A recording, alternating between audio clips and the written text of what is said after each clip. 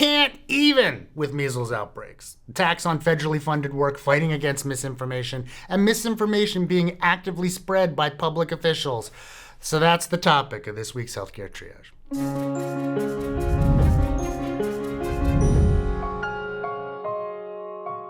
113 years ago, measles became a nationally notifiable disease in the United States, meaning it had to be reported to public health authorities. On average, around 6,000 died per year from measles in the following 10 years. 62 years ago, the first measles vaccine was licensed in the United States. Before this, an estimated 48,000 people were hospitalized per year for measles, and each year, between 400 and 500 of them died.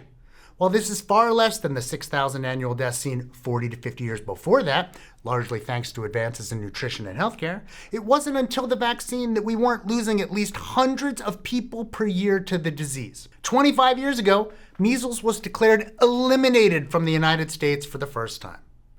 3 months into this year, 2025, the United States is reporting 5 measles outbreaks comprising close to 500 cases.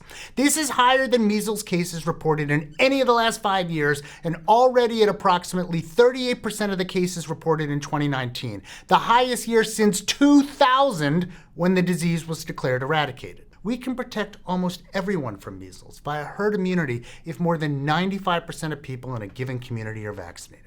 Maintaining these levels protects people with compromised immune systems, people who cannot get vaccinated, and it protects babies under the age of 1 who have not yet received their measles vaccine. Unfortunately for them, and for the rest of us, vaccine coverage is decreasing below that threshold in an alarming number of states. In fact, data from 2023 to 2024 tell us that less than 15 states are at or above the 95% mark needed to maintain community immunity. That's so much more fun to say than herd immunity. And here we are, less than halfway into the new year, staring down the consequences of those numbers. As of May 22nd, 2025, over 1,000 cases of measles have been reported across 31 states, and public health officials think it will take quite some time to contain outbreaks. The majority of those infected have not been fully vaccinated, and 3 deaths are thought to be associated with the outbreak so far. Most frustratingly, public health officials that are charged with, public health aren't looking to history and data to reinforce the effectiveness and safety of vaccination. New NIH policy began directly searching out grants related to the fight against misinformation, and in May, the administration canceled several grants that were awarded to study online misinformation. Meanwhile, the Health and Human Services Secretary, Robert Kennedy Jr., has actively spread misinformation about measles, including the suggestion that a balanced diet is a best defense against most infectious illnesses.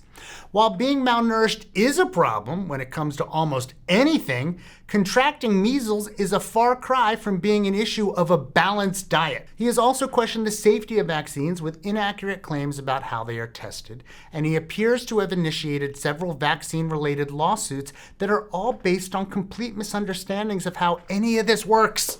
And calling them misunderstandings is generous. It is no less than madness to achieve a breakthrough that saves countless lives, many of them children, only to turn our back on that breakthrough and instead embrace misinformation and disease.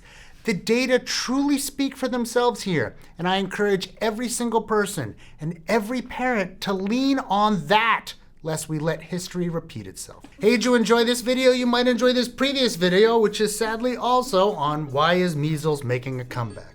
We'd appreciate it if you'd like the video and subscribe to the channel down below. And go on over to patreon.com/healthcaretriage where you can help support the show, make it bigger and better. We'd especially like to thank our research associates, Edward Lilliholm and Joshua Crow, and of course, our Surgeon Admiral, Sam.